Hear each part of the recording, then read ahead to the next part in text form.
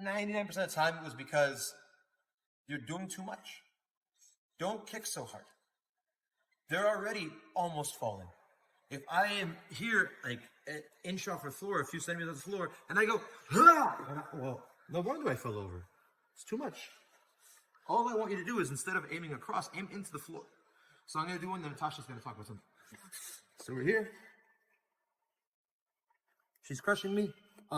With the body lock in particular, the reason why I say the body lock is that the body lock is often considered really strong. It's very popular these days, but there's a liability to it, which is that arm. And so once I slide out to here, I'm on my butt. Hand. Don't be on your butt, be on your knee.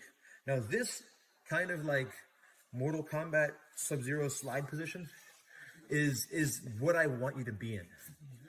I have the ability to have my right leg long, my left leg short.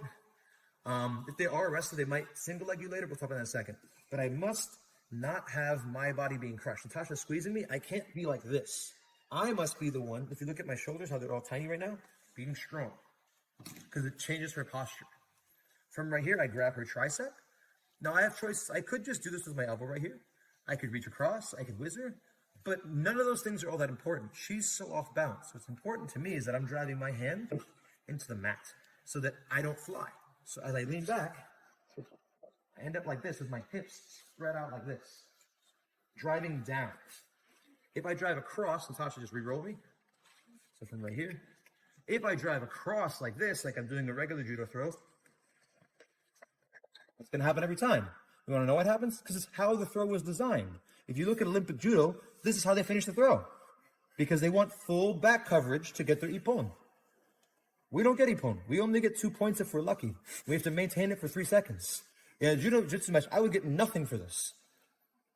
So I don't want to re-roll. I just want to create stability. And you'll find in general when you're sweeping, aiming for the ground instead of aiming across is your friend to stop re-rolls.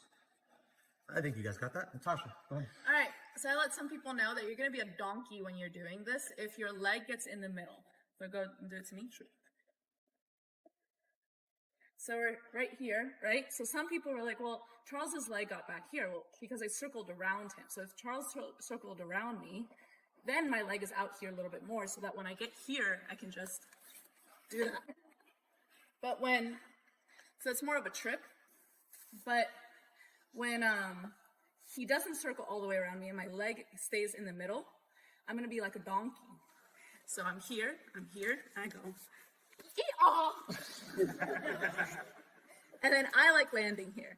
Charles naturally stays up here. I like being over here.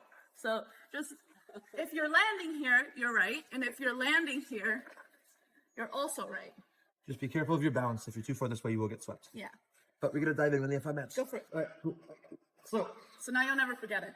I got to complete the body lock series. So if Natasha's body locking me, it is common to stay in the front side.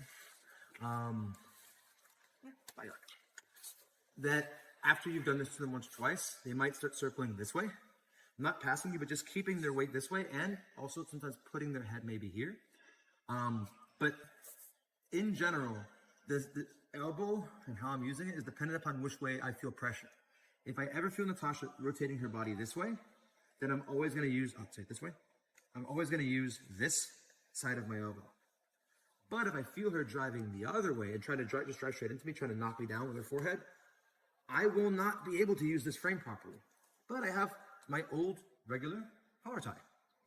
And as long as she keeps this arm committed, she's giving up her post.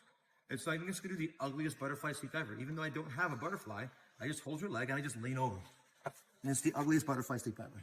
And you end up with like double knee on chest weird position right here. And especially if they keep holding on.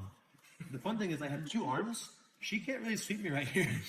It's just a very awkward situation for everybody involved. Until she chooses to let go. As long as she holds on, all right, I'm going to put my weight on your sternum until you get tired of it. I'm going to wiggle around until you want to let go. Usually what will happen, either if she lets go right now, I'll end up in butterfly mode. Or if she tries to kind of hurl me, I'll end up opening my legs and like hobbling out to here. Or you're going for her back. But you must end with wide arms. If you leave your arms close, she will re-roll you just like before.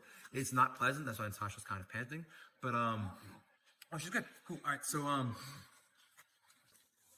wow. I only have a little bit of time left. So, What can I do? Yeah. So try all of this on people when we're rolling. Really important details for the entire thing of the elbow frame I'm going to give you is almost everybody did this.